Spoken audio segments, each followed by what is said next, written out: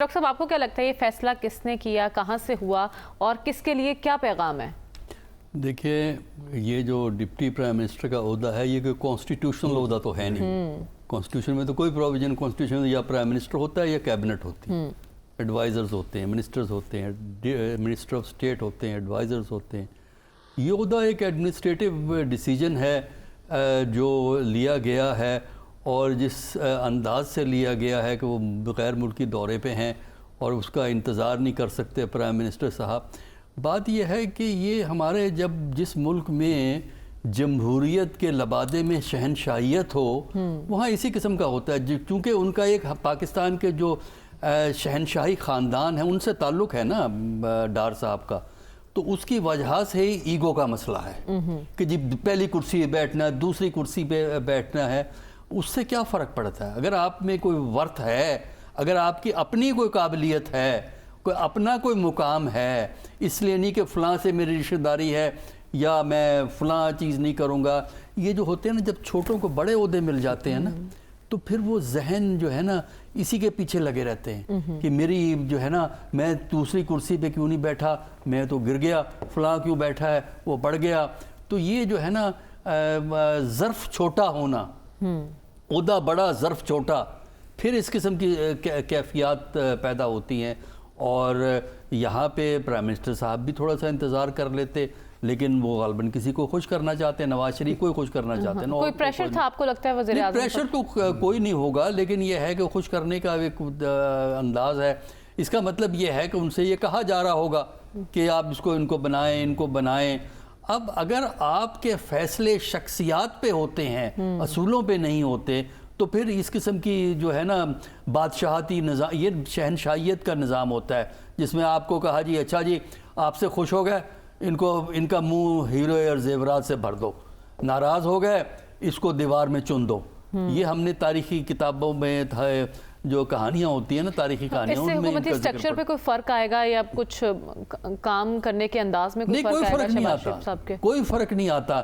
دیکھیں نا ایک اور چیز دیکھیے، جب پرویز الہی صاحب کو ڈپٹی پرائم منسٹر بنایا گیا تھا اس وقت ذرا پی ایم ایل این کی تنقید کا مطالعہ کر لیجیے، جا کے ریکارڈ اٹھا کے دیکھیے کہ انہوں نے کیا کیا باتیں کی تھی جب پرویز الہی کو بنایا گیا تھا. آج وہی پی ایم ایل این وہی کام کر رہی ہے.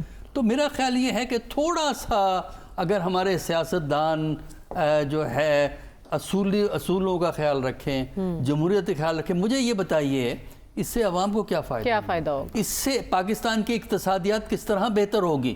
اس سے پاکستان میں جو یہ گندم کا کرائسس کھڑا کیا ہوا ہے جو پیورلی حکومت کی نالائکی کی وجہ سے کھڑا ہوا ہے، اس کو حل کرنے میں کیا؟ تو خواجہ صاحب بھی بیچارے نہیں بول سکیں گے. ہاں جی ٹھیک ہے، لیکن آپ نے کہا اچھی بات یہ آپ نے کی کہ اس سے عوام کو تو کوئی فائدہ نہیں ہونا. فائدہ کس سے ہونا ہے؟ جو نائب وزیر اعظم صاحب بنے اور وہ سارا فائدہ پارٹی میں ہی جانا ہے. نون لیگ نے اس پر تنقید کی ہے، ڈاکٹر صاحب کہا ہے کہ پہنچی وہیں پہ خاک جہاں کا خمیر تھا. آپ کو بھی ایسے ہی لگ رہا ہے؟ دیکھیں میں آپ کو پاکستان کی سیاست کی دو حقیقتیں بتا دیتا ہوں، اس کے بعد فیصلہ آپ کر لیجئے گا. پہلی حقیقت پاکستان کی سیاست کی یہ ہے کہ جو سیاسی جماعت ایک دفعہ راندہ درگاہ ہو جائے وہ امیجیٹلی آپ فوراً بعد کے الیکشن میں واپس نہیں آ سکتی.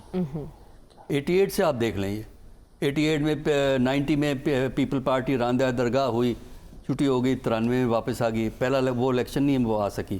اسی طرح پی ٹی آئی کا 224 میں تو کوئی چانس نہیں تھا کیونکہ نکالے گئے تھے. یہ ایک تو حقیقت یہ ہے، آپ کو 88 سے آج تک کی پوری ہسٹری آپ اس میں دیکھ سکتے ہیں. دوسرا بات یہ ہے کہ پاکستان کے اندر جو پولیٹیکل ارینجمنٹ ہے یا جو پارٹیاں آتی ہیں یا جاتی ہیں اس میں اسٹیبلشمنٹ کا براہ راست رول ہے. دیکھیں 88 میں بے نظیر نے جیتا الیکشن، سنگل لارجسٹ پارٹی ہوئی. اس وقت میں نام نہیں لوں گا، آپ یہ چیک کیجئے کہ 88 میں وزیر اعظم بننے سے پہلے ان کی ملاقات 2 شخصیات سے ہوئی تھی. وہ کون تھی؟ مجھے پتا ہے وہ کون تھی لیکن نام نہیں لوں گا. تاریخی بات ہے، بتائے کریں. نہیں میں مینشن نہیں کروں گا. اچھا اس کے بعد آپ آ جائیے 2007 میں بے نظیر کی واپسی کس سے نیگوسیشنز کے بعد ہوئی تھی، وہ بھی آپ چیک کر لیں. اب آئیے نواز شریف پہ. نواز شریف صاحب کا جو سیاسی کیریئر ہے وہ ہمیں پتہ ہے کس طرح بنا، کس طرح گیا، اوپر بھی گیا نیچے بھی گیا. अल्टीमेटली जो वापसी हुई है उनकी किस कॉन्सेंट से हुई है? अभी जो अक्टूबर 2018 भी बताना पड़ेगा। नहीं, वो मैं बताता हूँ ना, उनका अभी पार्टी का जिक्र नहीं कि आप बेचैन ना हो, आप बेचैन ना हो। सारी पार्टियां हमाम में सब नंगे हैं इस मुल्क में। आज तक सुना नहीं। सिविलियन सुप्रीमेसी में कोई पॉलिटिकल पार्टी इंटरेस्टेड नहीं है। वो चाहते ये हैं कि वो लोग मेरी मदद कर दें। अच्छा, इसी तरह तो वो आप नवाज शरीफ का हो गया, आप पीटीआई का देख लें। पीटीआई के अंदर भी फैसिलिटेशन मौजूद है। अच्छा, लेकिन पीटीआई रांदा दरगाह हो गई। रांदा दरगाह होकर 24 में वापस आ ही नहीं सकती थी, अगरचे सिंगल लार्जेस्ट पार्टी बनी, लेकिन पाकिस्तान की जो ट्रेडिशन है उसके मुताबिक सवाल ही पैदा नहीं होता था कि 24 में पीटीआई आएगी। 18 में फैसिलिटेशन हुई है उनकी, लेकिन वो फैसिलिटेशन उससे मुख्तलिफ है जो बेनज़ीर की थी, वो उससे मुख्तलिफ है जो नवाज शरीफ की थी। ठीक है, डॉक्टर साहब आपको क्या लगता है हुकूमत पंजाब की जानिब से खामोशी क्यों है? अभी तक कोई पॉलिसी इस पर सामने नहीं आई, तरजीही बुनियादों पर क्यों नहीं इस मामले को देखा जा रहा? और बारदाना तक नहीं मिल रहा। देखिए, बारदाना की मुझे जो रिपोर्ट है, बहुत सी जगह पे वो जो बैग है बारदाना जिसको आप कहते हैं, वो कीमतन मिल रहा है। आपको कितने चाहिए वो उसकी कीमत मुकर्रर है। अच्छा। आप कीमत दे के आप खरीद लें। तो बात यह है कि ये मुफादात की जंग है। हमारे यहाँ हुकूमतें आवाम के लिए नहीं होती, हुकूमतें मुफादात को प्रोटेक्ट करती हैं। यहाँ पे मुफादात हैं उन लोगों के जो कि गंदम को डिले करवाएंगे, ख़रीदवाएंगे, बाद में उनसे सस्ती ख़रीद के हुकूमत को एक्चुअल प्राइस पे बेचेंगे या अपने स्टोर में रख लेंगे। उसके बाद जब वक्त आएगा तो 3900 की जगह वो 4550 5000 पे बिक्री होगी।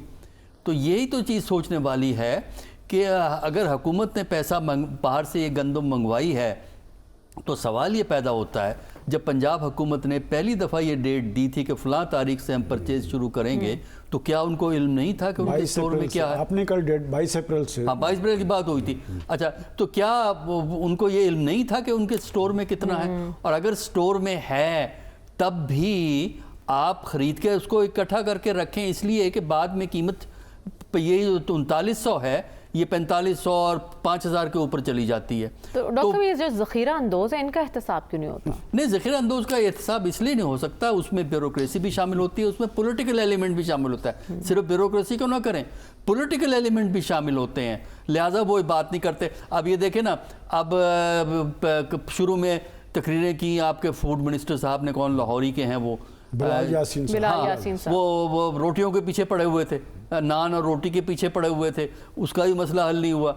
अब गंदम का मसला भी हल नहीं हुआ। तो मुझे ये बताएं कि हुकूमतें करती क्या हैं? अगर ये आप आवाम की फलाह को नहीं कर सकते, गंदम जैसे अहम मसले को आप हल नहीं कर सकते, तो फिर इस मुल्क में आप कर क्या रहे हैं? आप कहते हैं एग्रीकल्चर कंट्री है और हमारी हुकूमतें एग्रीकल्चर को तबाह करना चाहती हैं। यानी आपने किसान को तो बेड़ा गर्क कर दिया है ना। और किसका फ़ायदा हुआ है? जिसको हमेशा इस मुल्क में फ़ायदा